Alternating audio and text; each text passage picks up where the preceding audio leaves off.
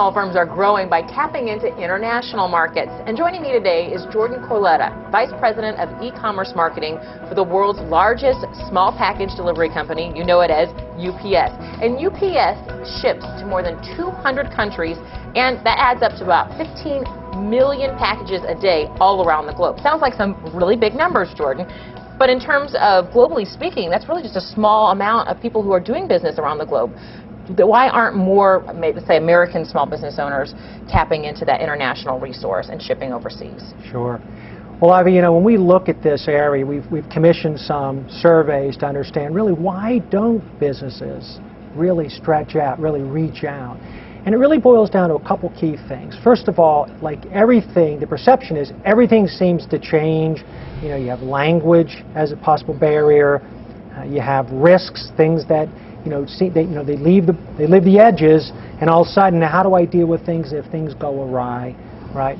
You have a number of things like documentation. We don't use documentation when you send things, for instance, in the United States, right?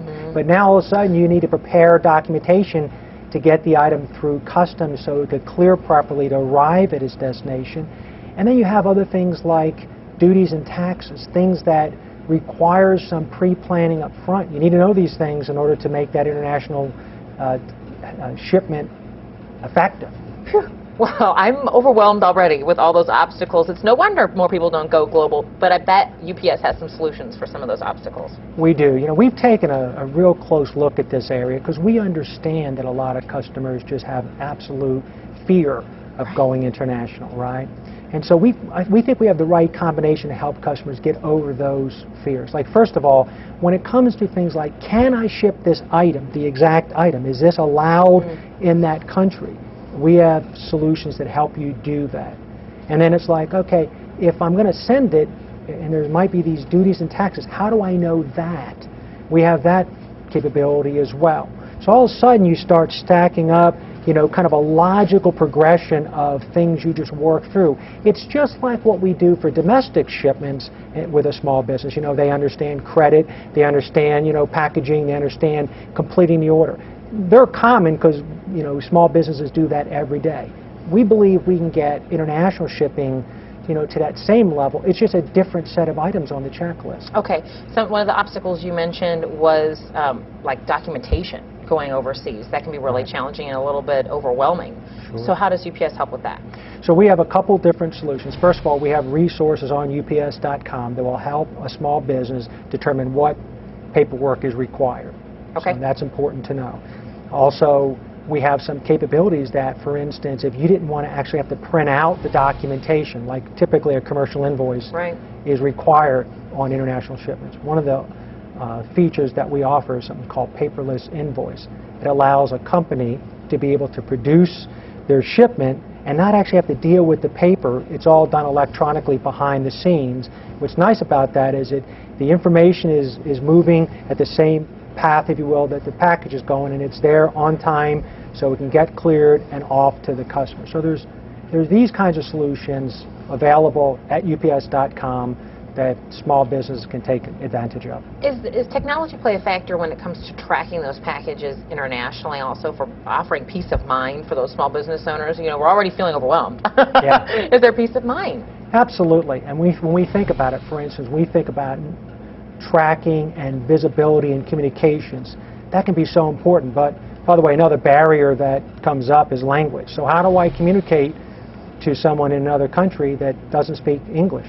How do I deal with that?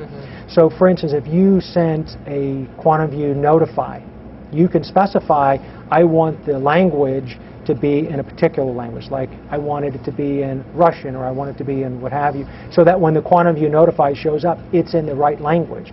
So again, we're helping bridge some of those language gaps and making it easy for that small business customer. And QuantumView Notify is actually an email notification that you can use as an added value service as a small business shipper, so that you can automatically set up to have email notifications sent to that customer so you don't have to communicate directly with the customer. And that's great that you offer it in different languages. Yeah. Anything else as far as in terms of obstacles or even other solutions that UPS offers when we're looking at growing globally in a small business? Yeah, I mean, I think, when you have to try to put that all together. Yeah. A great resource is to go to ups.com. You know, we have a number of solutions, tradability, just a number of solutions there that will help, if you will, the small business owner really sit down and say, you know what, I can do this. Because at the end of the day, you know, a small business owner really wants to expand their business so they can grow it. And not going global, just, if you will, it just deprives them in their business of really taking advantage of some of that market demand for their goods and services. I think, too, when we talk about domestically, it seems like it would be easy to stop a package, you know, if it's just here on ground or air in the United States. But when you're looking at even going overseas somewhere, is that a possibility with UPS? We do have a service that we use today called Delivery Intercept, but Delivery Intercept really is specific to the U.S.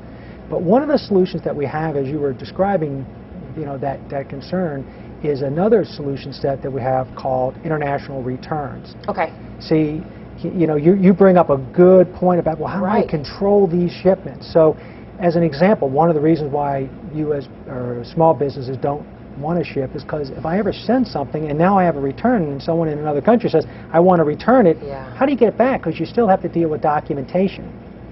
Right?